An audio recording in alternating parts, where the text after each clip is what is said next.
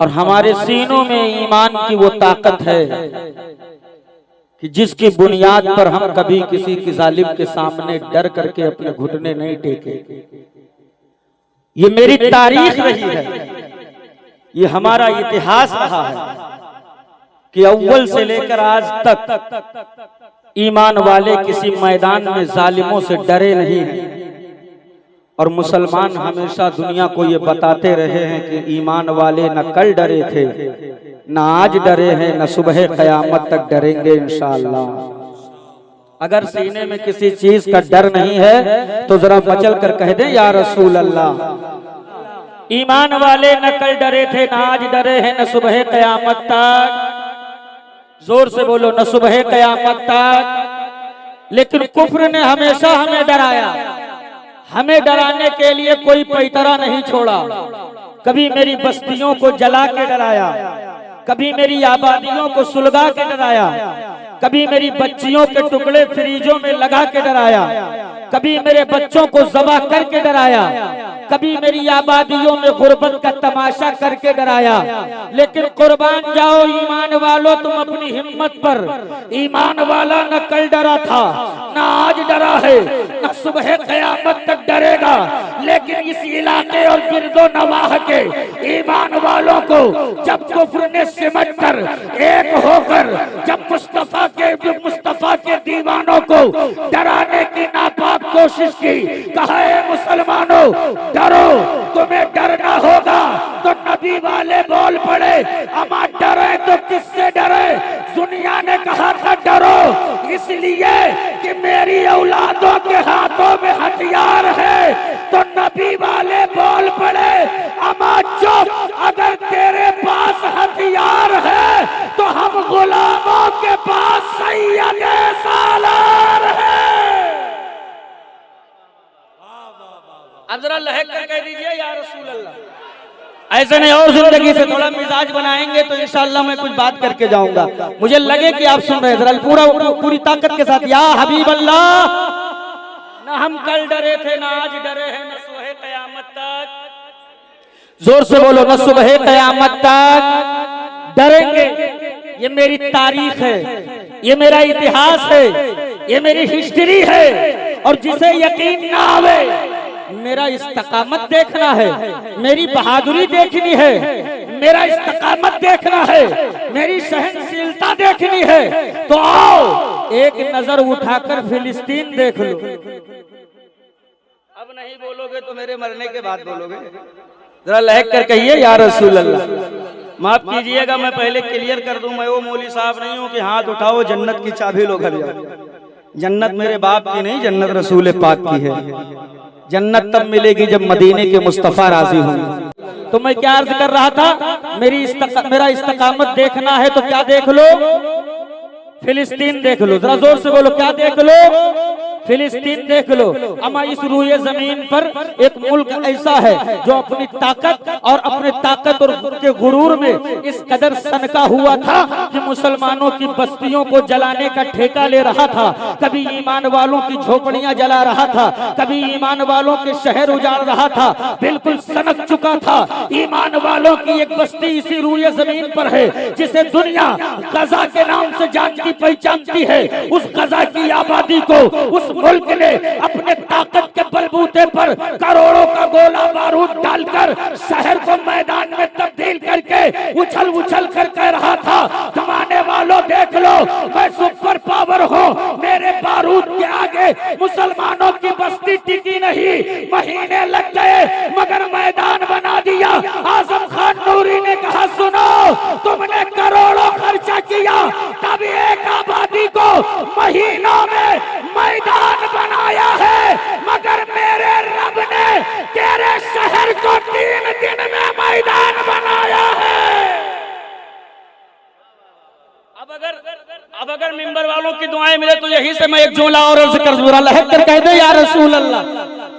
3 दिन में मैदान बनाया है, सनका हुआ था, इस कदर सनका था, सारी दुनिया से दावे कर रहा था मैं सुपर पावर हूँ, मैं सुपर पावर हूँ, कोई मुल्क मुझसे टकराए मैं उसे चकनाचूर कर दूंगा। किसी के अंदर इतनी हिम्मत नहीं है कि मुझसे टकरा जाए, लेकिन तारीख शाहिद है जब इस्लाम के बेटों ने रब्बे काबा की बारगाह में मदद की दुआएं की है, परवरदिगारे आलम ने जब मदद किया है तो इस तरीके की मदद हुई है कि वो सुपर पावर मुल्क जो अपने आप में बिल्कुल पगलाया हुआ था, जब अमेरिका की आबादियों से आग के शोले उठे हैं, तब मुस्तफा के इन गुलामों ने कहा था, ए अमेरिका सुन ले, अगर तू सुपर पावर है तो मेरा मौला सुपर पावर है।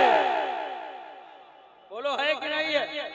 अरे जोर से बोलो ना, है कि नहीं है? मेरा रब सुप्रीम पावर है कि नहीं है? तारीख शाहिद है। आपने अपने माथों के निगाहों से देखा होगा कि अपने आप को सुपर पावर कहने वाला जब रब के कहरो गजब के जद में आया है, आग के शोले उठे हैं, सारी तदबीरें गायब हो गई है, सारी मशीनरी फेल हो गई है, केमिकल डाला गया है, आग बुझने का नाम नहीं ले रही है, पानी डाला जा रहा है, आग बुझने का नाम नहीं ले रही है। हाँ, जहाजों से पानी बरसाए गए, आग बुझने का नाम नहीं ले रही है। जब मुस्तफा के गुलामों ने कहा अब दिखाओ अपना पावर, तो अमेरिका खिसियाया हुआ बोलता नहीं नहीं, हमने तो फला इलाके में आग को काबू में कर लिया है, हमने आग को बुझा दिया है। मुस्तफा के गुलामों ने कहा अब आप हमसे छुपाओ मत, हमें पता है आग कैसे बुझी है। कहा मतलब? हमने कहा मतलब साफ है, आग वही बुझी है जहां जहां अल्लाहू अकबर की सदा बुलंद है। बोलो सही है कि गलत है? सही है कि गलत है?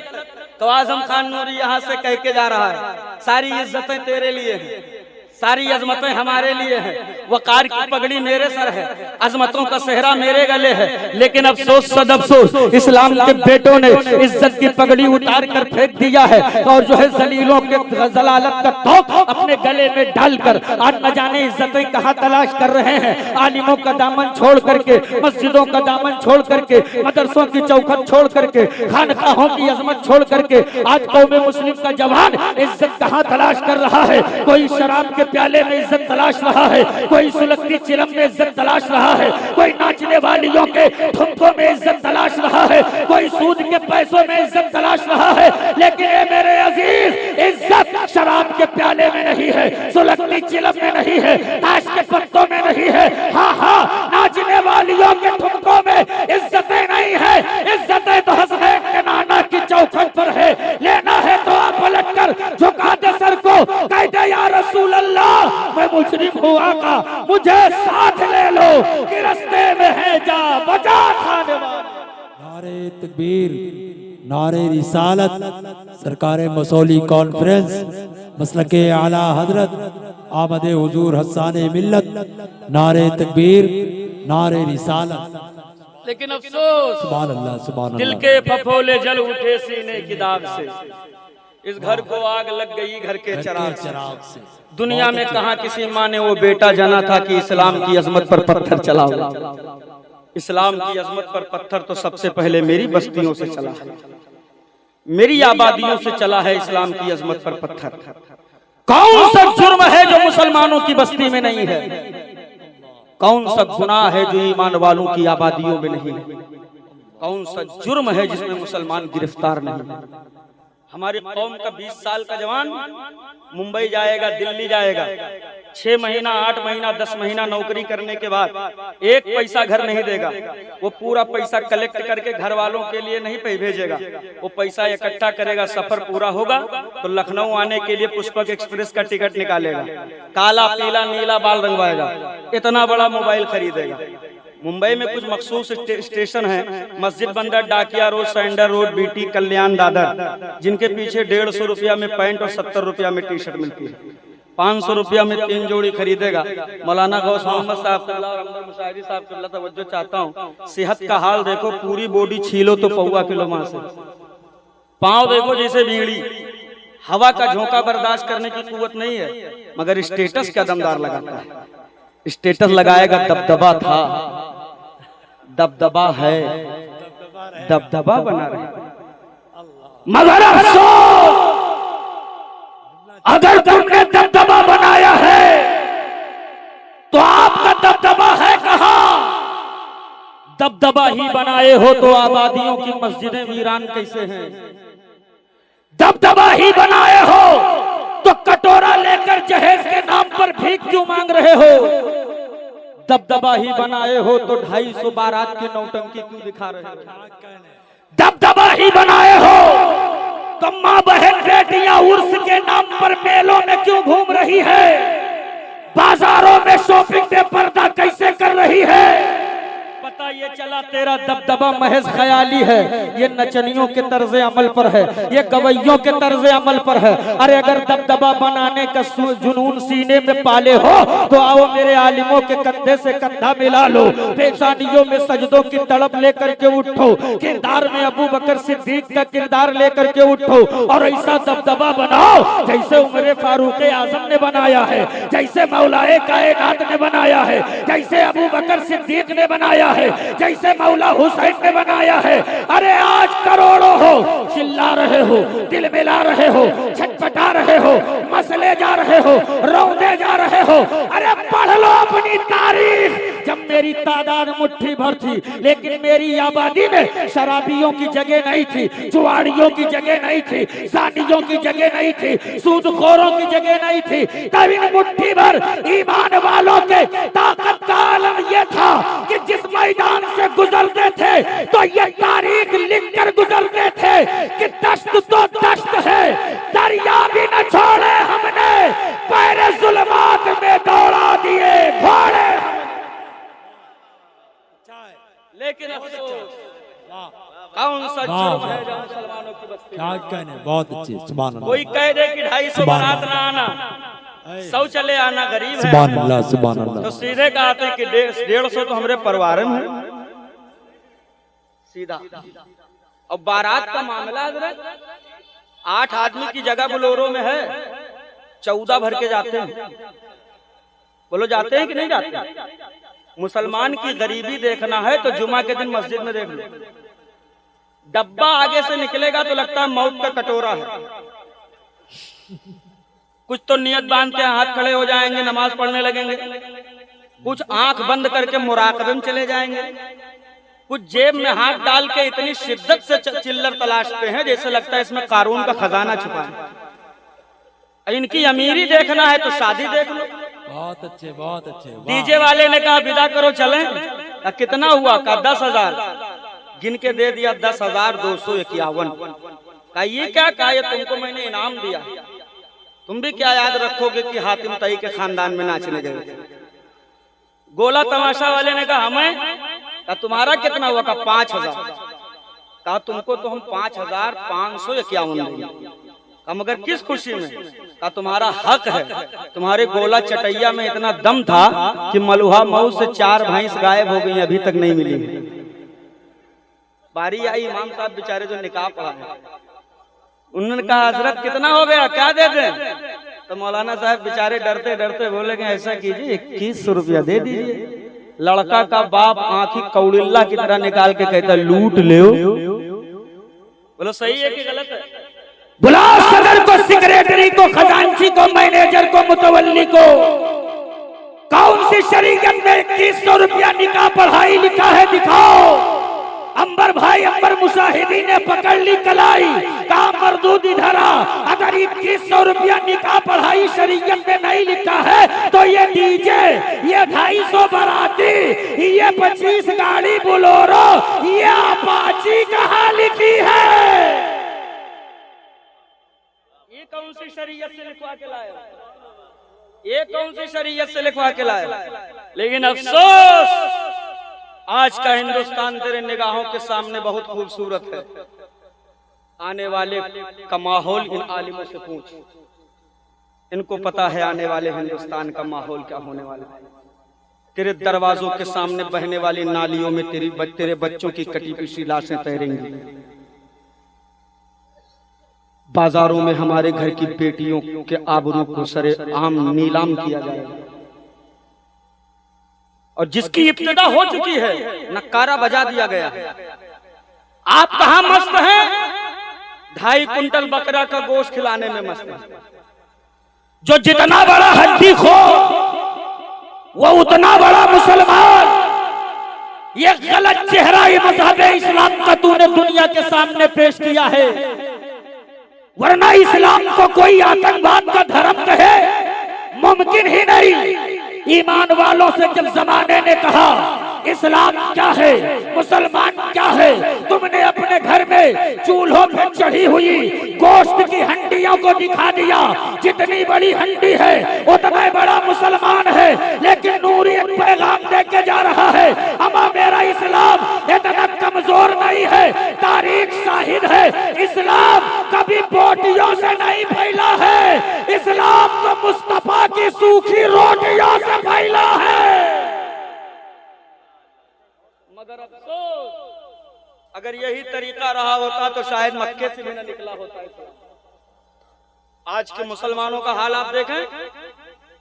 अरे IAS IPS जज बैरिस्टर वकील तो बहुत दूर की बात है, होमगार्ड नहीं है होमगार्ड। और जब काटे जाते हैं तब चिल्लाते हैं क्या करें, क्या करोगे, भिखारी बनाए हो लड़कों को तो झेलो। मौलवियों की बातें तो कड़वी लगती हैं।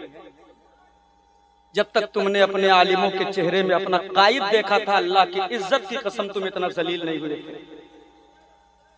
जब तक तुमने अपने मदरसों को सिर्फ कुरान खानी का अड्डा नहीं बनाया था, तब तक तुम इतने जलील नहीं थे। आज तुम मदरसों को खाली कुरान खानी का अड्डा बनाया गया। मदरसों को तो खाली मौलवियों के चेहरे में डाकू दिख रहा है, डाकू। आप कहते हो कि मदरसों का क्या किरदार है, हम चंदा दे तो किस बेस पर दें। हमने कहा मियाँ याद रखिएगा, अगर ये मदरसे न होते तो तुम्हारी बहन बेटियों की इज्जतें भी सलामत न होती। अब अगर मिंबर शरीफ पर बैठे हुए उलमास की दुआएं मिल जाएं तो एक बहुत अहम पहलू मेरे जहन में आया है, मैं अर्ज करता चलूं। दुनिया मुझसे पूछती है मौलाना मदरसों का क्या किरदार है।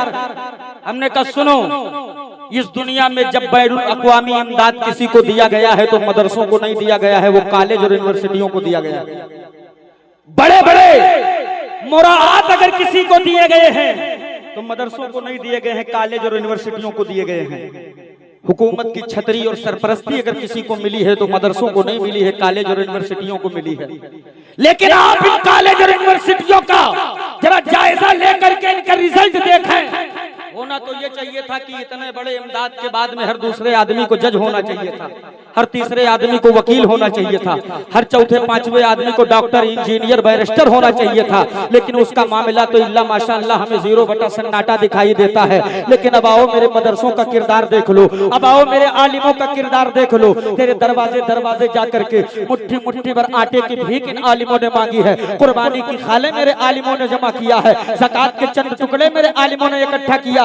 तेरे दरवाजे दरवाजे जाकर फितराना भी मेरे आलिमों ने मांगा है। हाँ हाँ मुझे अर्ज कर लेने दिया जाए, जमाने का जबर भी मेरे आलिमों ने बर्दाश्त किया है, दुनिया की तनकीदें मेरे आलिमों ने बर्दाश्त की है, जमाने की तमाम तरीके की बातें मेरे आलिमों ने बर्दाश्त किया है। लेकिन इतना कुछ बर्दाश्त करने के बाद में इस जमाने ने आलिमों को क्या दिया है? तकियानूस इन्हीं को कहा गया है, दहशतगर्द इन्हीं को कहा गया है, लुटेरा इन्हीं को कहा गया है, नए जदीद दौर के उसूलों से नाआशना इन्हीं को बताया गया है। लेकिन ये लोग इतना कुछ बर्दाश्त करने के बाद में अब आओ जरा मेरे इदारों का और मेरे आलिमों का किरदार देख लो। अगर आज बेटा अपने माँ के कदमों के नीचे अपनी जन्नत तलाश रहा है तो ये मदरसे का किरदार है। अगर भाई अपनी बहन का हक दे रहा है ये मदरसे का किरदार है। अगर शौहर बीवी से मोहब्बत कर रहा है ये मदरसे का किरदार है। मैं इससे बढ़ के आगे अर्ज कर रहा हूँ, अगर आज खानकाहों में अल्लाह की सदाएं बुलंद है ये मदरसे का किरदार है। मीनारों से अल्लाहू अकबर की सदाएं बुलंद है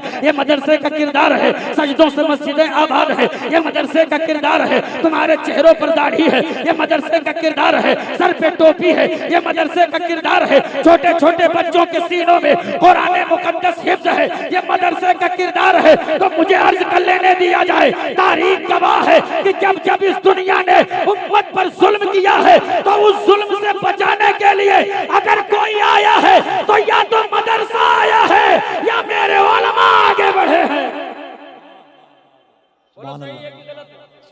सही है कि गलत?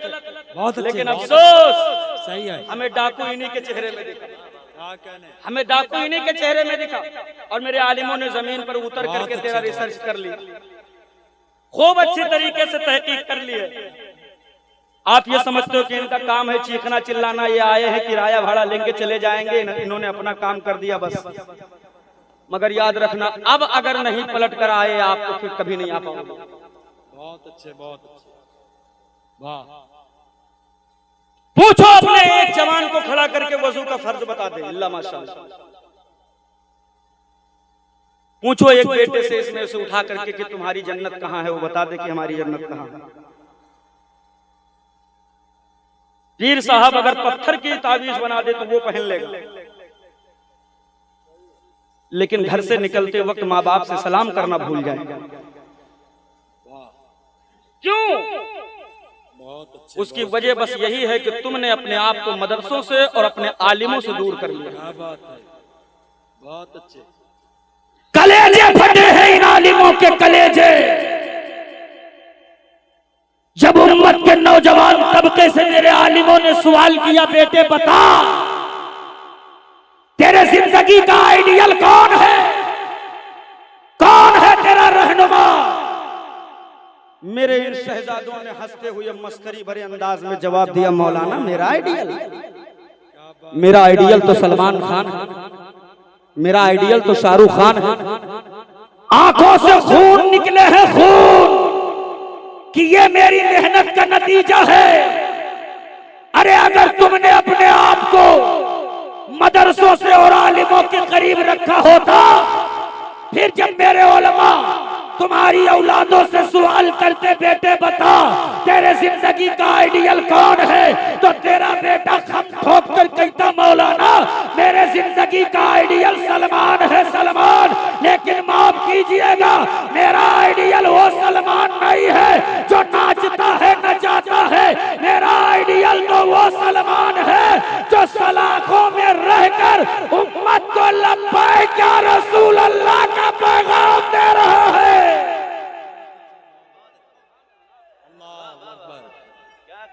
अल्लाहु अकबर, या रसूल अल्लाह, या रसूल अल्लाह।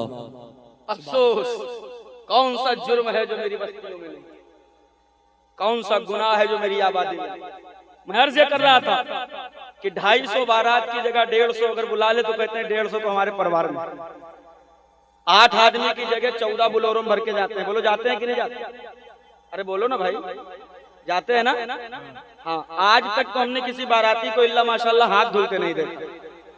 इसका हाथ उसके बगल के नीचे, उसका हाथ इसके बगल के नीचे। वहाँ बारात की तैयारी करने वाले बेचारे सुबह से मेहनत कर रहे हैं। ये केला है, ये सेब है, ये अंगूर है, ये पपैया है, ये रसगुल्ला है, ये काला जाम है, ये छेना है, ये बर्फी है, फलाना है, ढिकाना है।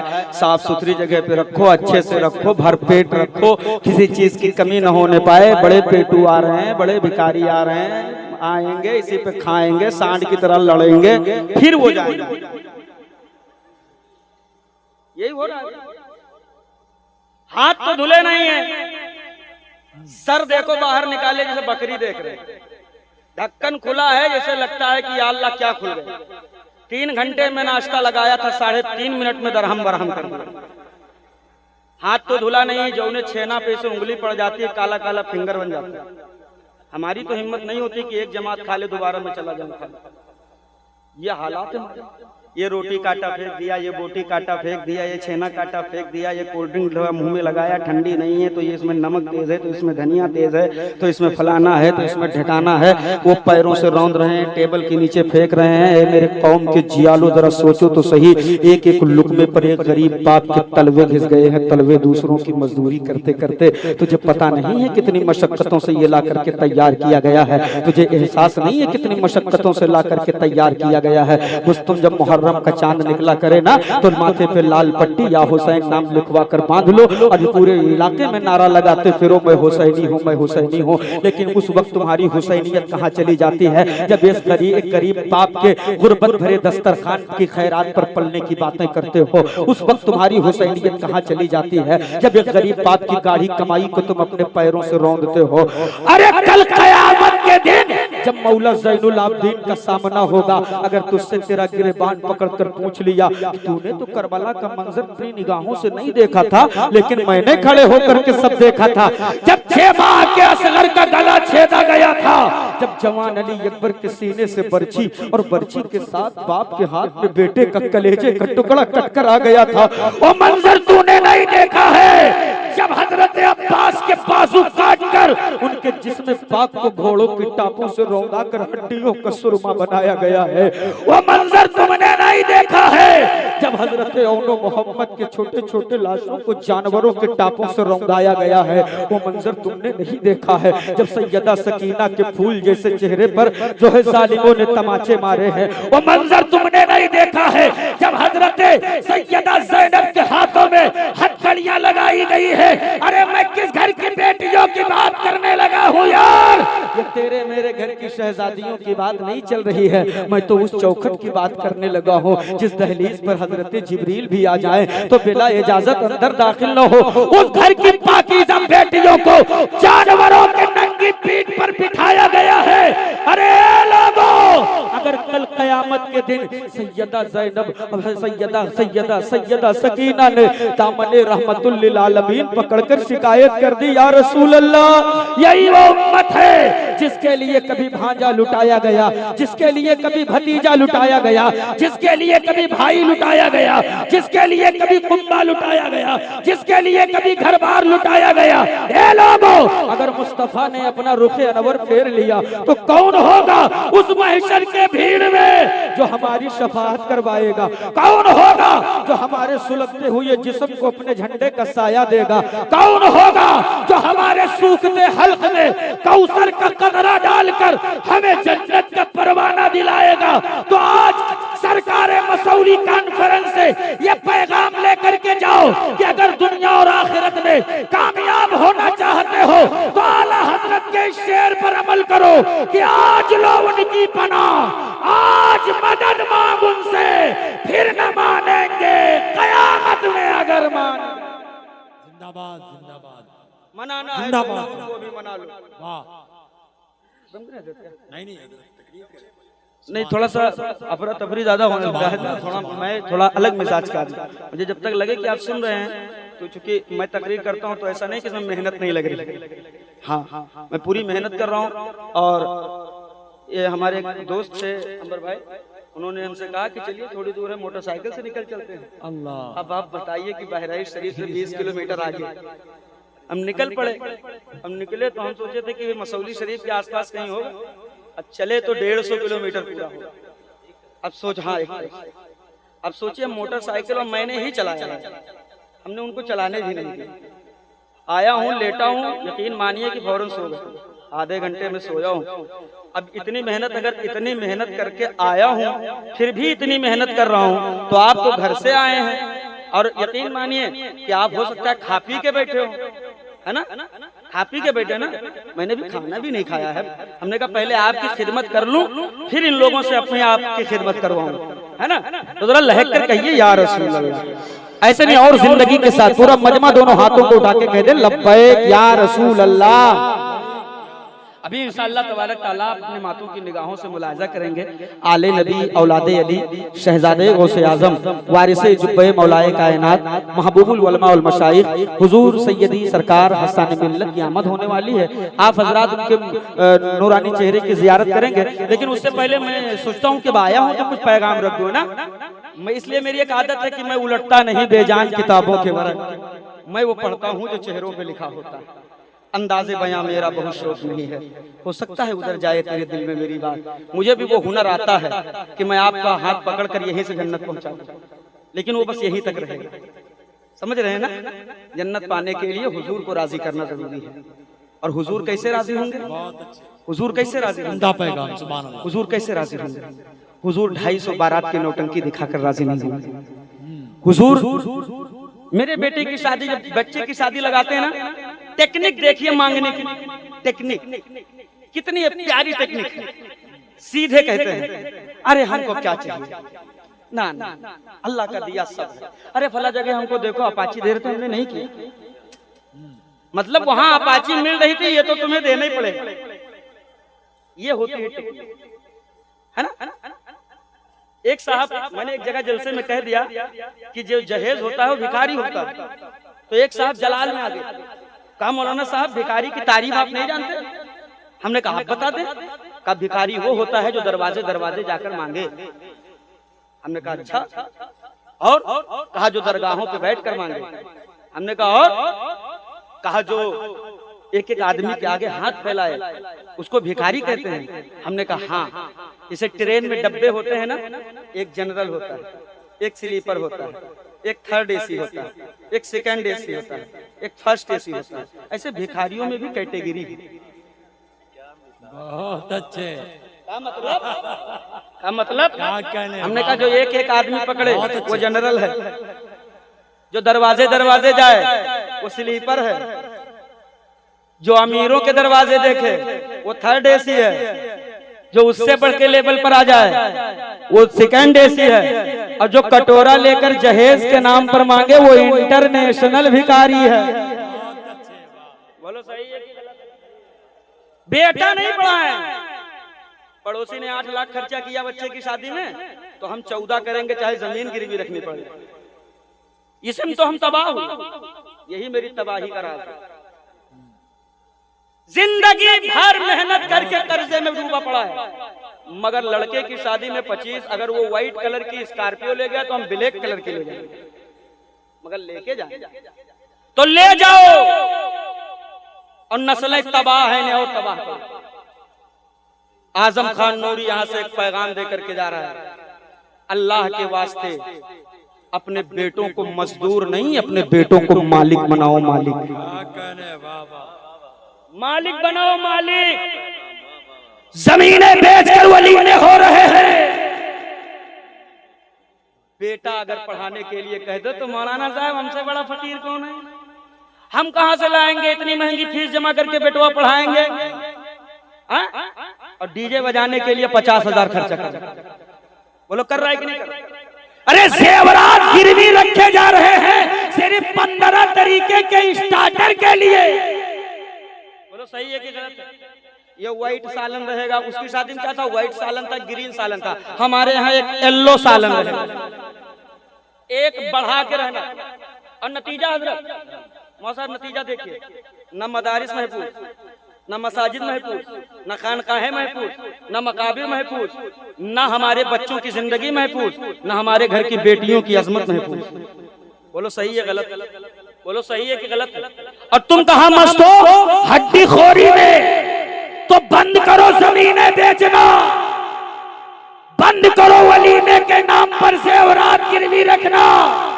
अब यहाँ से उलमा की दुआएं ले रहा हूँ, अगर बहुत बड़ा पैगाम है तो बहुत बड़ी दुआओं से नवाजें, और अगर मेरा पैगाम कमजोर पड़ जाए तो कोई बात नहीं है। जरा पूरा मजमा लहक कर कह दे या रसूल अल्लाह। ऐसे नहीं और जिंदगी से बोले या रसूल अल्लाह। अपने बेटों को तुम कमजोर न बनाओ, अपने नस्लों की शादियों सस्ती करके निकाह मस्जिदों में करना शुरू कर दो। जमीनें बेचने का जज्बा है तो बेचो, अगर उस पैसे से हड्डी खोरी न करो, उस पैसे से अपने बच्चों के हाथों में पावर का कलम दिला दो। बना दो अपने बेटों को IAS, बना दो अपने बेटों को IPS, बना दो अपने बेटों को जज, बना दो अपने बेटों को बैरिस्टर। अरे बिठा दो उन्हें ऊंची कुर्सी पर, बना दो उन्हें पावरफुल, ताकि कल जब तेरी आबादी की मस्जिद पर किसी पागल अड़ियल की गंदी नजर पड़े, तब तेरा बेटा मैदान में आवे, इमाम के कंधे से कंधा मिलाकर कह सके हजरत फिक्र करने की जरूरत नहीं है, अंदर जाए अकीदे का मुसल्ला आप बचा ले, कलम की जोर पर मस्जिद का मिनारा हम बचाएंगे। बोलो बचाता कि नहीं बचाता? अरे बोलो ना भाई, बचाता कि नहीं बचाता? लेकिन अफसोस दिल के फफोले जल उठे सीने की दाग, इस घर को आग लग गई घर के चरा। कौन सा जुर्म है जो मेरी बस्तियों में नहीं है? अंबर भाई ने वो वीडियो देखा होगा आज के 15 दिन पहले का। झारखंड में एक जगह पड़ता है कोडरमा, जहां से मेरे घर की, मेरे इस्लामी माशरे की एक शहजादी एक गैर मुस्लिम के साथ भाग गई। मेरे आलिम, मेरे उलमा, वहाँ मेरे दोस्त हैं मौलाना गुलजार नूरानी साहब से फोन से हमारी बात हुई। हमने कहा कैसे? कहा हमारे यहाँ से कुछ उलमा उनके घर गए थे तहकीक करने की आखिर क्या वजह है कि बेटियां जा रही हैं। जब उलमा गए हैं ना उस बेटी के बाप से मुलाकात हुई, कहा कैसे चली गई आपकी बेटी, क्या स्कूल जाती थी, कॉलेज जाती थी, बाजारों में शॉपिंग करती थी, मेलों के चक्कर लगाती थी, मोबाइल चलाती थी, घर के बाहर निकलती थी, कैसे चली गई? अरे जो उस बेटी के बाप ने जवाब दिया है ना, उलमा फरमाते हैं मेरे पैरों के नीचे से ऐसा महसूस हुआ किसी ने जमीन खींच ली। कहा कॉलेज, यूनिवर्सिटी, शॉपिंग, अरे तो बहुत दूर की बात है मौलाना साहब, दरवाजा चौखट फलांग कर बाहर कदम नहीं रखती थी। और इतनी नेक थी, इतनी नेक थी कि 5 वक्त नमाज की पाबंद थी। अब आप अंदाजा लगाइए, नमाज की पाबंदी कर रही है, उलमा हैरत में, जब नमाज भी पढ़ रही है, जब घर से बाहर भी नहीं निकल रही है, तो गई कैसे? गई कैसे? तो आसान लफ्जों में समझिए, आप अपने घर में जब चूहा ज्यादा हो जाते हैं, चूहा पकड़ने के लिए क्या करते हैं? चूहादानी का इस्तेमाल करते हैं। बोलो करते हैं कि नहीं करते हैं? तो बस वही तरीका यहूदियों ने अपनाया, चूहादानी को मोबाइल की शक्ल देकर तेरी शहजादियों के हाथों में थमाकर, कभी इंस्टा, कभी फेसबुक, ये तमाम जहरीली दवाएं लगाकर उनकी अजमतों का सौदा करने लगे हैं। ये लोगों, आज नतीजा ये निकलता है, बेटियां मोहब्बत के नाम पर जा रही है, नतीजा क्या निकलता है? उनके टुकड़े फ्रीज में मिल रहे हैं, उनके टुकड़े कुएं में मिल रहे हैं, उनके टुकड़े नहरों में मिल रहे हैं, उनके टुकड़े खेतों खलियान में मिल रहे हैं। तो आज सरकार मसौली के इस कॉन्फ्रेंस से और जो है फैजाने गुलजारे मिल्लत के इदारे के सहन से ये पैगाम मेरी बहनों लेकर के जाओ, अपने किरदार में सैयदा खातून जन्नत का किरदार पैदा कर लो। दुनिया जब तेरी अजमतों की तरफ देखे तो उन्हें पलट कर जवाब दे दो, अरे हम बाजारू नहीं है कि सौदागरों की तरह हम अपनी अजमतों का सौदा बाजारों में कर दें। हमें तो करबला से यह मिजाज दिया गया है कि मुस्तफा जाने रहमत के उम्मत में पलने वाली बेटियों अगर कुकवा लुटे तो लुटा देना, मगर अपने हाथों से पर्दे का दामन न छूटने दे। लेकिन अफसोस, हमने अपनी बेटियों के हाथों में मोबाइल का खिलौना दे दिया, थमा दिया हमने, और हमने ये तो सोचा कि मेरी बेटी पारसा है, मैं किसी की बेटी की अजमत पर उंगली नहीं उठा रहा, लेकिन जा भी तो हमारे ही घर से रही है। बोलो सही है कि गलत है? सही है कि गलत है? हाँ, आज हमारे बच्चियों को इस्लामिक कल्चर से बहुत दूर कर दिया गया। उन्हें पैंट पहनाया जा रहा है, उन्हें टी शर्ट पहनाया जा रहा है, उन्हें मगरबी कल्चर में इस तरीके से फंसा। जब मौलाना लोग कहते हैं अरे हजरत, अरे सब क्या कर रहे हो, क्या अरे मौलाना साहब जमाने का मामला है। अच्छा, जब तक मौलाना साहब बैठे थे तब तक तो हाँ गलत तो है हजरत, और जैसे मौलाना साहब उठ के आए, अरे मौलवी इनको क्या आता जाता है, ये मौलवी है, इनका काम है कहना, इनको क्या पता कि दुनिया कहां से कहां आ गई है, अभी 47 में जी रही। ये हाल है हमारा। अपने घरों में बेटियों पर पाबंदी लगाओ, बहुत जरूरी है पाबंदी लगाओ। छीनो उनके हाथों से मोबाइल का डब्बा, मोबाइल का डब्बा छीन कर उनके हाथों में कुरान दो, कुरान दो, कुरान। वो जो झारखंड की बेटी गई ना, वो मोबाइल की वजह से गई, मोबाइल की वजह से। मोबाइल में क्या पाता है, स्नैपचैट आता है ना, हाँ एक जनी हो हजरत, इसको जानेंगे,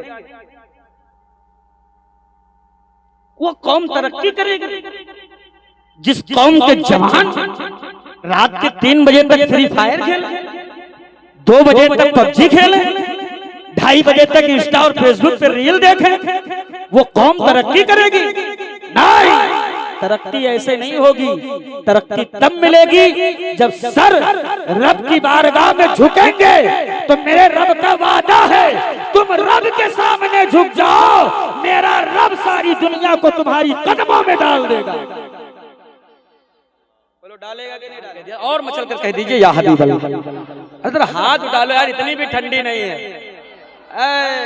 माशाअल्लाह माशाअल्लाह, ये जज्बा कभी कभी देखने को मिलता है, ये जज्बा कभी कभी देखने को मिलता है। मेरे अजीज, तुम सिर्फ अपने रब के हो जाओ, रब तुम्हारा हो। बोलो होगा कि नहीं होगा? आप रब के हो जाओ, रब, अरे जोर से, रब तुम्हारा हो जाओ। दिल्ली की सड़कों पर बारिश का मौसम था, कीचड़ भरा हुआ था। एक मजजूब थे, तो लकड़ी की खड़ाव पहने उसी कीचड़ से जा रहे थे। रोड के किनारे एक तवाइफ का घर था, बड़ी खूबसूरत, और उसका एक मनचला आशिक साथ रहते थे।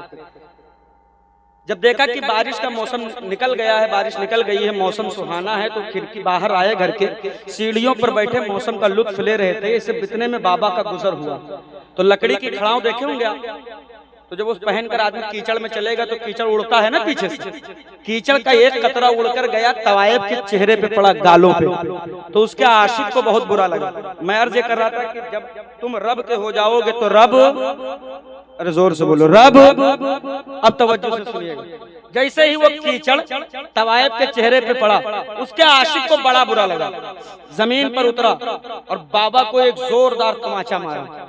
जैसे बाबा को तमाचा मारा ना, तो बाबा मुस्कुराकर आसमान की तरफ देखते हैं और मुस्कुरा के फरमाते हैं, जा बच्चा, अल्लाह तेरा भला करे। इतना कह के आगे बढ़े। एक हलवाई अपनी दुकान में दूध गर्म कर रहा, देखा बाबा जी आ रहे हैं, तो दौड़कर एक प्याले में गर्म दूध लिया, बाबा की बारगाह में हाजिर हुआ, सलाम अर्ज किया, दूध का प्याला पेश किया। बाबा ने दूध प्याला कबूल किया, बैठे बिस्मिल्लाह शरीफ पढ़ा, दूध का प्याला पिया। पीने के बाद में आप फिर आसमान की तरफ देखते हैं और बाबा मुस्कुरा के फरमाते हैं, मेरे करीम रब, तू भी बड़ा बेनियाज है, कहीं दूध पिलाता है, कहीं थप्पड़ खिलाता है, कहीं दूध पिलाता है। अरे जरा जोर से बोलो ना सुभान अल्लाह। मैं बहुत आसान लबो लहजे में गुफ्तगू कर रहा हूँ, हाँ, ताकि बात आप तक पहुँच सके। ये मेरे उलमा बैठे, अगर अच्छी उर्दू बोलने पे आ जाए कि जुमला पिंडाल से निकल जाएगा, निकल जाएगा कि नहीं निकल जाएगा। इसे एक करीब में लखनऊ है, लखनऊ में एक नवाब साहब थे, उनके यहाँ एक नौकर था, हमारे बहराइच की तरफ का रहा होगा। तो जब कोई मेहमान आता तो देहाती में कहता, अंबर भाई पनिया लई, चायवा लई। अच्छा, नवाब साहब को बहुत गिरा गुजरी कि यार इतने बढ़िया लोग आते हैं, अमीर लोग आते हैं, नवाब लोग, शाही लोग, और ये देहाती बोल के पूरा तो मामला खराब कर देता है।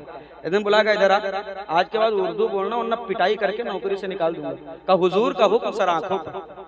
अब एक दिन नवाब साहब सुबह सुबह हुक्का पी रहे थे, हुक्के से एक चिलम से चिंगारी उड़ी, नवाब साहब की दाढ़ी में फंस गई। अब देहाती में कहना होता तो कह देता, नवाब साहब दरिया जरी जाते बचाओ, लेकिन अब उसकी नौकरी खतरे में थी, तो बांध कर हाथ खड़ा हो गया, लगा उर्दू बोलने। का हुजूर जिल्ले इलाही आलम पनाह, मेरे आका, मेरे मौला, मेरे मंजा, गुलशने आतिशदान से एक चिंगारी जब्त करने के बाद आपके चेहरे मुकद्दसा से मुत्तसिल एक दाढ़ी का पाकीज़ा आशियाना है। वो चिंगारी बड़ी देर से वहाँ आराम कर रही है। अगर बाए खातिर हुक्म हो तो ये खाकसार खादिम अपनी जगह से उठने के बाद उस चिंगारी की बेजा हरकत पर उसको वहाँ से हटाने की कोशिश करे। अब आप अंदाजा लगाएं नवाब साहब के दाढ़ी का हाल क्या हुआ। हमारा तो तसव्वुर कहता मुंह नहीं बचा हो, तो हम कहे ऐसा जुमला कह जाए कि आप कल तक समझो। जरा मचल के कहो या रसूल अल्लाह। बाबा ने क्या कहा, मेरे रब तू भी बड़ा बेनियाज है, कहीं दूध पिलाता है, कहीं थप्पड़ खिलाता है। इतना कह ही रहे थे कि आबादी से कुछ लोग दौड़ते हुए आए, बाबा क्या कर रहे हैं आप, अल्लाह का वली बद्दुआ नहीं देता, आप बद्दुआ दे रहे हैं। कहा नहीं, मैंने तो किसी को बद्दुआ नहीं कहा, अभी तो आप पीछे बद्दुआ दिए थे। कहा नहीं, मैंने किसी को बद्दुआ नहीं दिया। मतलब क्या है, मामला क्या है, बात तो बताओ। का बाबा अभी जब आप आ रहे थे, आपके खड़ाओं से कीचड़ उड़ा था, एक तवाइफ के चेहरे पे पड़ा था, उसके आशिक को बुरा लगा था, तो उसके आशिक ने आपको थप्पड़ मारा था, आप आगे निकल आए थे, लेकिन अब उसका आशिक सीढ़ियों पे चढ़ने लगा था। जैसे घर के अंदर जाने के लिए उसका पैर अचानक फिसला, और जब फिसला तो गर्दन के बल गिरा, गर्दन की हड्डी टूटी, जगह पे मर गया। ये बाबा उसका अचानक चढ़ना, अचानक फिसलना, अचानक गिरना, अचानक मर जाना, ये समझ से बालातर है। बाबा माजरा क्या है। अल्लाह का वली मुस्कुराया, मुस्कुरा के फरमाते हैं, बच्चा हकीकत जानना है तो कहो हकीकत से पर्दा हटा दे। जरा ऊंचा बोलो, ऊंचा बोलो, ऊंचा बोलो। तुम रब के हो जाओ तो रब, तुम रब के हो जाओ तो रब तुम्हारा हो जाएगा। तवज्जो चाहता हूँ, कहो तो हकीकत से पर्दा हटा दे। सबने कहा बाबा हकीकत से पर्दा हटा दे, बता दे मामला क्या है। बाबा मुस्कुरा के कहते हैं, बच्चा सुनो, जब मैं आया मेरे खड़ाओं से कीचड़ उड़ा, तवाइफ के चेहरे पे पड़ा, उसके आशिक को बुरा लगा, उसका आशिक दौड़कर गुस्से में मेरे पास आया, मुझे थप्पड़ मारा, और जब उसने मुझे मारा तो मेरे आशिक को बुरा लगा, मेरे आशिक ने उसको मारा। इसमें हैरत क्या है, बताए चल। आप रब के हो जाओ, रब तुम्हारा हो जाए। लेकिन अफसोस अफसोस, न मस्जिदों से रिश्ता है, न मदरसों से रिश्ता है, न कुरान से रिश्ता है, न शरीयत से रिश्ता है, और बने सबसे बड़े मुसलमान हैं। जुमा के दिन 2 रकात पढ़ के ऐसे भागते हैं जैसे लगता है इमाम साहब निकलेंगे तो हथकड़ी लेके निकलेंगे। बोलो सही है गलत है? मौलवी के हाथ में जो है रसीद दे करके दुनिया उसको जुल्फिकार हैदरी समझती है, चेहरा बिगड़ गया, कहां छुप जाए। यही वजह है कि आज हम जलील हैं। मैं ये नहीं कहता अपनी सारी दौलत लुटा दो, अगर मुसलमान सही तरीके से जायज तरीके से जो हक है अगर ज़कात और उश्र निकालने लगे तो तुम खाली इस्लाम के बेटों की और मदरसों की बात कर रहे हो। मैं तो कहता हूं पूरे मुल्क की गरीबी खत्म हो जाएगी कि नहीं खत्म हो जाएगी? अरे उश्र देने के लिए तो झूठ बोल देते हैं, 10 कुंटल हुआ होगा तो 5 बता। लेकिन याद रखना मुसलमानों, हालात तुम्हारे बहुत अच्छे नहीं हैं। काबू कर लो अपने हालात पर, वरना वो दिन दूर नहीं है मुसलमानों कि तुम सिसकियां ले लेकर चिल्लाओगे मगर कोई तुम्हारी चीख पुकार सुनने वाला नहीं होगा। दूर दूर तक कोई नहीं होगा। अफसोस होता है इस्लाम के बेटों के कैरेक्टर और नेचर को देख करके। हमारे घर के लड़के बाजारों में ऐसी छवि बनाकर चलते हैं कि उनके चेहरे देखकर पता ही नहीं चलता है कि ये मुसलमान है या गैर मुस्लिम। दाढ़ी और मोछें तो इस तरीके से छिलवा देते हैं, बटुला देखो, बटुला जैसे मांझा बटुला मुंह। और अगर उनसे कह दो तो इस्लाम के सबसे बड़े पैरोकार वही हैं। मौलाना साहब अगर कहीं बियर ना पियो तो कहते नहीं हजरत आप नहीं जानते, आप नहीं जानते, इसमें अंगूर का जूस होता है। 8 साल इन आलिमों ने असातिज़ा की जूतियां सीधी की, मदरसे की पानी वाली दाल खाई। इनको नहीं पता है, इन यूट्यूब पे पढ़ के बहुत इनको पता होगा। सबसे ज्यादा तो उम्मत का माहौल यहां से खराब हुआ कि हर मसला अब नेट से निकाला। मदरसों का दामन ही छोड़ दिया। मौलाना की क्या बात है, मौलाना यहाँ सब नेट पे मौजूद है, यही लो इधर डालो, गूगल बाबा बता रहे हैं। अब गूगल बाबा अल्लाह के वली नहीं है जो तुमको सारी बातें सच्ची सच्ची बताएंगे। हाँ, वो तो उनके कंट्रोल में है, वो जो वो दिखाएंगे वो तुमको देखना पड़ेगा। लिहाजा हाथ जोड़कर गुजारिश है, मदरसों के रास्ते देखो, आलिमों से मसला पूछा करो। आलिमों से, या आलिम इसीलिए बने ताकि तुम्हें मसला बताएं। आज तक मुझे कोई बता दे एक आदमी ऐसा कि उसने किसी आलिम से मसला पूछा और आलिम ने झिड़क कर भगा दिया कि नहीं बताएंगे? है कोई ऐसा आलिम? कोई मिलेगा कोई? अगर उसे नहीं पता होगा, जहन में नहीं होगा, तो इतना कह सकता है कि आप थोड़ा सा वक्त दे, मैं देख के बताता हूं। तो जब वो देख कर बताने को तैयार हैं, पढ़ कर बताने को तैयार हैं, तो हमारा आपका पूछने में क्या जाता है? लिहाजा मेरे अजीज, बस चलते चलते आजम खान नूरी आप तमामी हजरात के समातों की मेज पर ये चंद जुमले रख करके जाना चाहता है कि अल्लाह के वास्ते अपने घरों में मजहब इस्लाम का माहौल पैदा करो, अपने बेटों को पढ़ाओ, दीन इस्लाम भी पढ़ाओ, और दुनियावी से दुनियावी तालीम कोई दुनियावी नहीं है, तालीम तालीम है। अरे जो कौम कभी पसमानदा नहीं थी वो कौम आज पसमानदा है। अफसोस है कि नहीं है? तुम अपनी तारीख तो पढ़ो। यूरोप के शहजादे मुसलमानों की चौखट पर ऐसे हाथ में कटोरा लेकर इल्म की भीख मांगते थे, तब वो पसमानदा थे। आज हालात उलट गए, आज वो पढ़े लिखे हैं, हम पसमानदा हैं। तालीम हासिल। लेकिन मैं यहाँ बात तालीम की आई तो मुझे एक जुमला याद आया। हमारी बुनियाद है इकरा से। किससे है? जोर से बोलो ना। इकरा से, पढ़ो पढ़ो। आज सब पढ़ रहे हैं, खाली हम नहीं पढ़ रहे हैं। दुनिया में जितनी कौमें हैं सब पढ़ रही हैं, सिवाय हमारे यहाँ 10 साल का बच्चा मोबाइल चलाना जानता है। आप दे दो मोबाइल के पुर्जे बिखेर देगा, उसके अलावा उसे कुछ नहीं पता। लेकिन आप चले जाइए इजराइल, उनके यहाँ 10-15 साल का बच्चा आइटम बम बना रहा है। क्यों? इसलिए कि उन्होंने अपने बच्चों की तालीम पर जोर दिया, तालीम पर। लेकिन खाली इकरा काफी नहीं है, तवज्जो चाहता हूं, खाली इकरा काफी नहीं है। इकरा के साथ इस्मी रब्बिकल लज़ी खलक का ताल्लुक बहुत जरूरी है।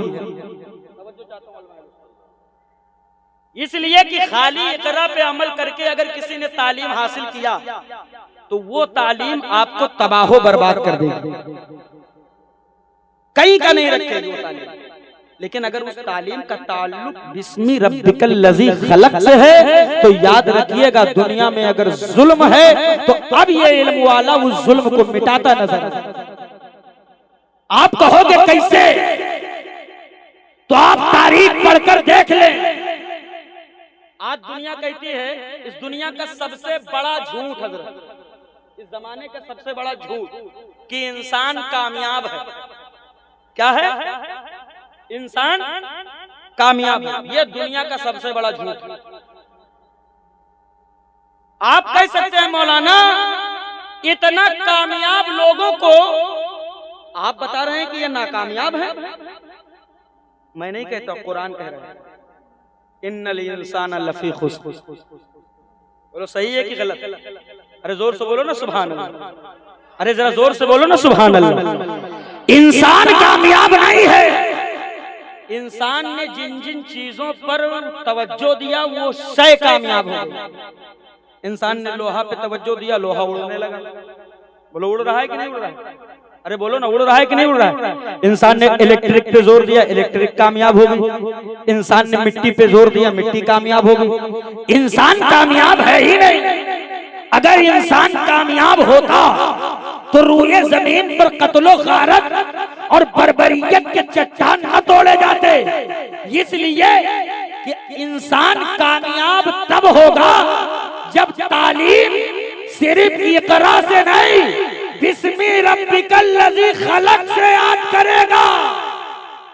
अब यहाँ आपकी तवज्जो चाहता हूँ, आप थोड़ा सा समझ नहीं पाए, हो सकता है तो मैं इसको बहुत आसान कर दूं, आसान कर दूं। खाली जिसने इकरा पे अमल किया, जरा उनका उनके कैरेक्टर, उनका नेचर, उनका किरदार और उनकी जिंदगी पे मुलाहिजा करें आप हज़रात। जिसने खाली इकरा पे अमल किया, आप लीबिया हो, सीरिया हो, बर्मा हो, भूटान हो, स्पेन हो या फिलिस्तीन हो या गजा हो या इराक हो या शाम हो, आप तारीख पढ़ करके देख लें। जिन लोगों ने इन शहरों में खून की नदियां बहाई है ये जाहिल नहीं है, ये ग्रेजुएट थे। जिन्होंने बमों की बारिश की वो जाहिल नहीं है, वो पढ़े लिखे हैं। जिन्होंने खून की नदियां पे बहाई है वो जाहिल नहीं है, वो पढ़े लिखे थे। जिन्होंने गजा को मैदान में आग के शोलों से तब्दील किया वो जाहिल नहीं है, पढ़े लिखे हैं। फर्क सिर्फ इतना है कि उनका ताल्लुक सिर्फ इकरा से है।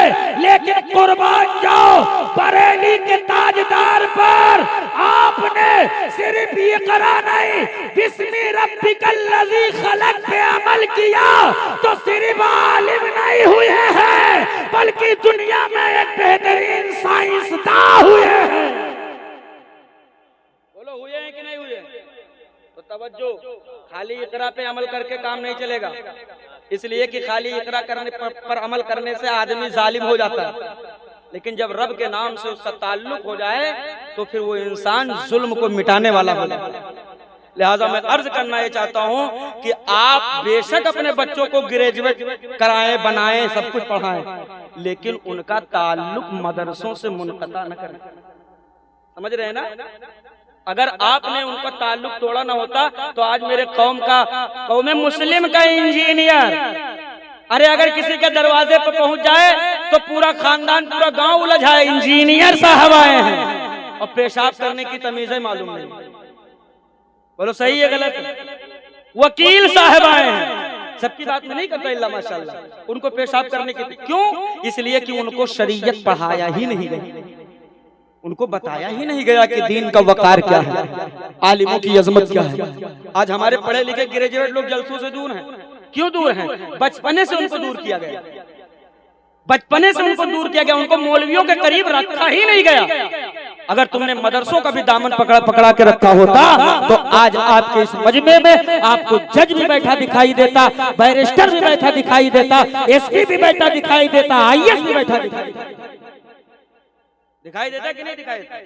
और चलते चलते मैं एक जुमला अर्ज करूं, अपने मदरसों को खाली कुरान नाजरा तक महदूद न रखें। ये सिर्फ मौलवियों की जिम्मेदारी नहीं, आप आगे बढ़ें और इनके कंधे से कंधा मिला करके आए और कहें हजरत अगर इसमें हिफ्ज है, कुरान का हिफ्ज आप करवाते हैं, आलिम दीन बनाते हैं, तो चलिए हम आपकी मदद करते हैं। हमारे बच्चों को जिस छत के नीचे कुरान का हाफिज बनाया जाएगा, हदीस का आलिम बनाया जाएगा, उसी छत के नीचे हम अपनी गाढ़ी कमाइयों से मदद करके अपने बेटों को वकील और जज भी बनाते नजर आए।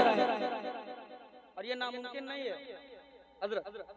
जिस कौम में अरबों रुपया हिंदुस्तान के सरजमीन पर सिर्फ जलसों में खर्चा हो रहे हैं, उस कौम के लिए ये बहुत बड़ी बात नहीं है। जिस कौम में सिर्फ कव्वालों के पीछे 10-10 लाख उड़ाया जा रहा है, उस कौम के लिए बड़ी बात नहीं। आजकल कव्वाली कहाँ, डांस होता है बाकायदा। वो नाचने वाली वैश्याएं आती हैं, वो कभी टोपी लगा के नाच के कलाम किसी से लिखवा लाएं, वो पढ़ते तो कहते हैं कव्वाला। हमें गधे के पुष्ट पर किताबें लाद देने से वो आलिम हो जाएगा?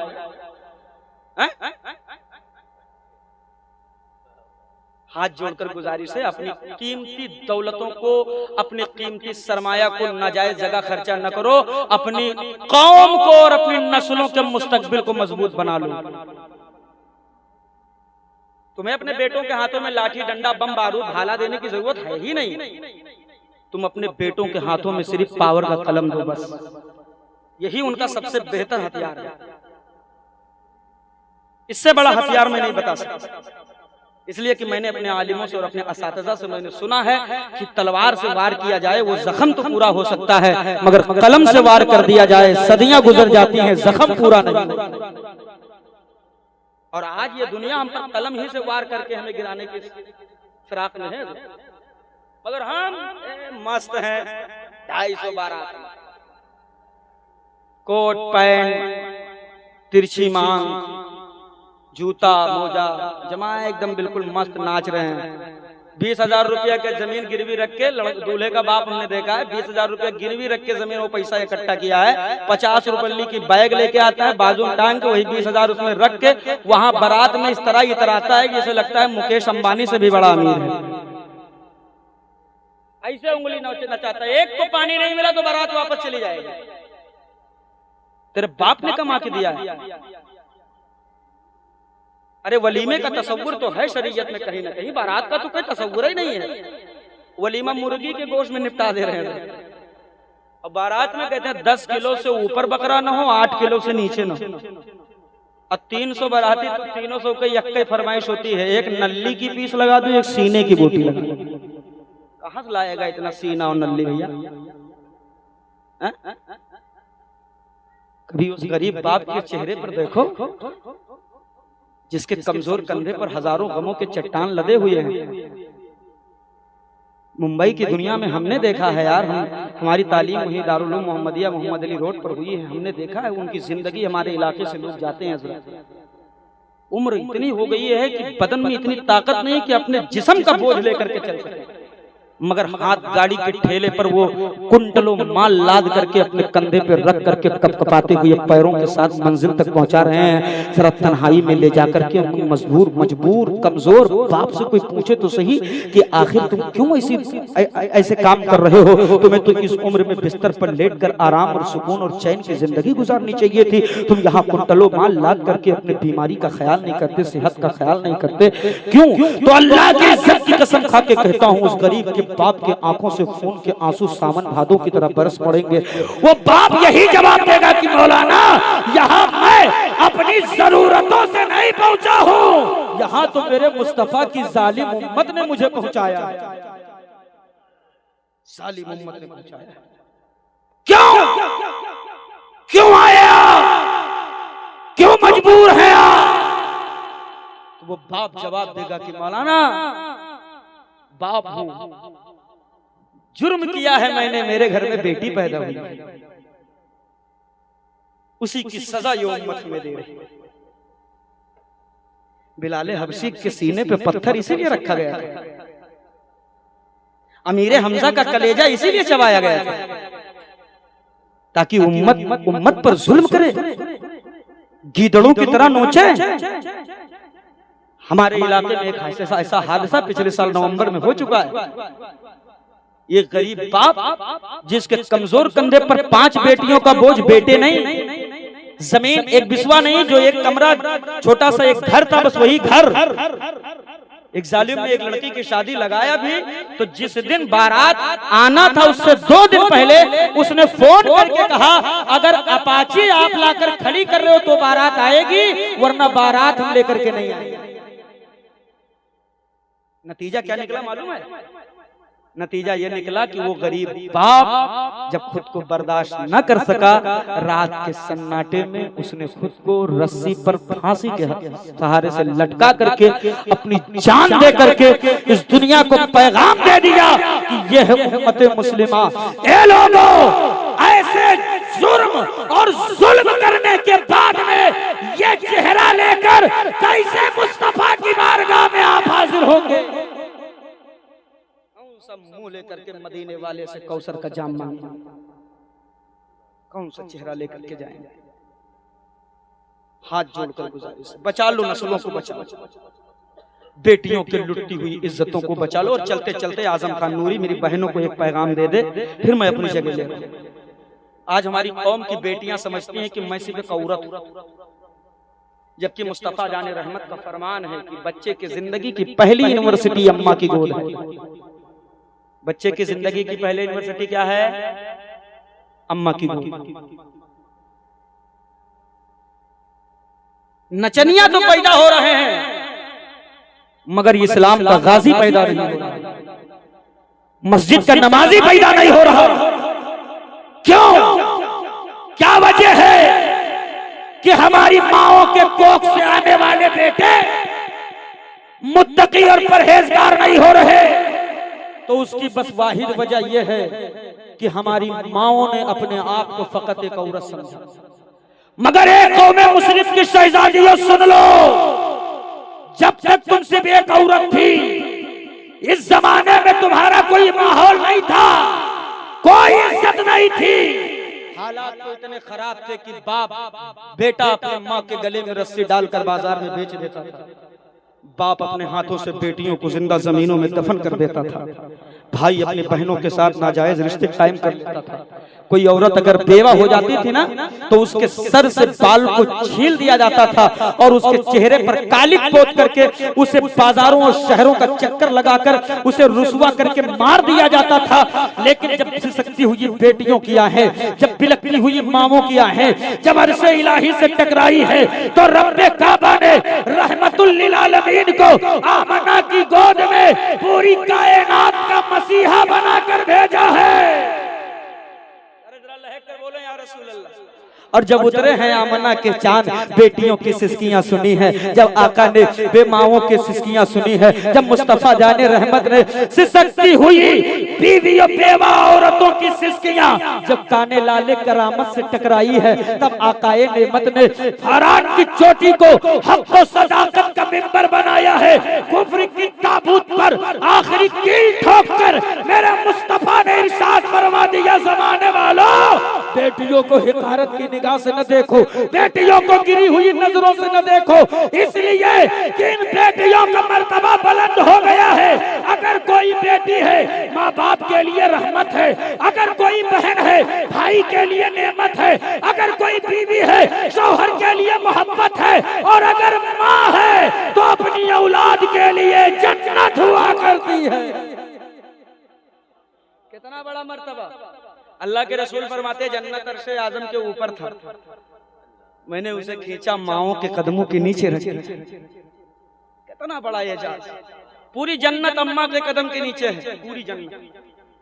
मगर वो अम्मा के हाल देखो जरा, उनको पता है मेरी औलाद की जन्नत मेरे कदम के नीचे है, मगर वो अपनी जन्नत तो इतना बड़ा मोबाइल लिए पूरी दोपहरी पड़ी है चारपाई पे, और पाकिस्तान का सीरियल, ये खुराफात तो वो खुराफात तो ये गाना तो वो गाना। तमन्ना देखो गोद में जो बच्चा दूध लेटाए दूध पिला रही है, वक्त का गाजी बन जाए, मस्जिद का नमाजी बन जाए, बैतुल्लाह का हाजी बन जाए, बेहतरीन आलिम बन जाए, मुफ्ती बन जाए, मुत्तकी बन जाए, परहेजगार बन जाए। लेकिन याद रखना, अगर चाहती हो कि नस्लों के किरदार में परिवर्तन आए तो सबसे पहले वालिदैन को अपने किरदार में परिवर्तन लाना होगा। और जिसे यकीन ना आवे वो तारीख पढ़ ले उन पाकीज़ा माओं की जिनके सुबह का आगाज मोबाइल की स्क्रीन से नहीं, कुरान की तिलावत से होती थी, दुरूद के नगमों से होती थी, पेशानियों पे सजदों की तड़प थी। हाँ हाँ, तो जब वो पाकीज़ा माए अपने पाक कोख से किसी पाक बेटे को जन्म देती थी तो वो बेटा ज़माने का नचनिया नहीं होता था, बल्कि कुरान की बरकत से उन्हीं बेटों में से कोई सलाहुद्दीन अय्यूबी होता था, तो कोई सैयद सालार मसूद गाजी होता था। होता था कि नहीं होता था? आज भी हो अगर इब्राहिम सही माँ पैदा, आग कर सकती है अंदाज़े गुलिस्तां पैदा। लिहाजा मेरे अजीज, परिवर्तन नस्लों में लाना है तो पहले अपने किरदार में परिवर्तन लाओ। इंशाअल्लाह सारी दुनिया में कामयाबियां तुम्हारे कदम चूमते नजर आएंगे। फिर कभी जिंदगी ने वफा किया, सांसों ने साथ दिया तो इंशाअल्लाह तबारक ताला मैं आपसे तफसीली गुफ्तगू करूंगा। वक्त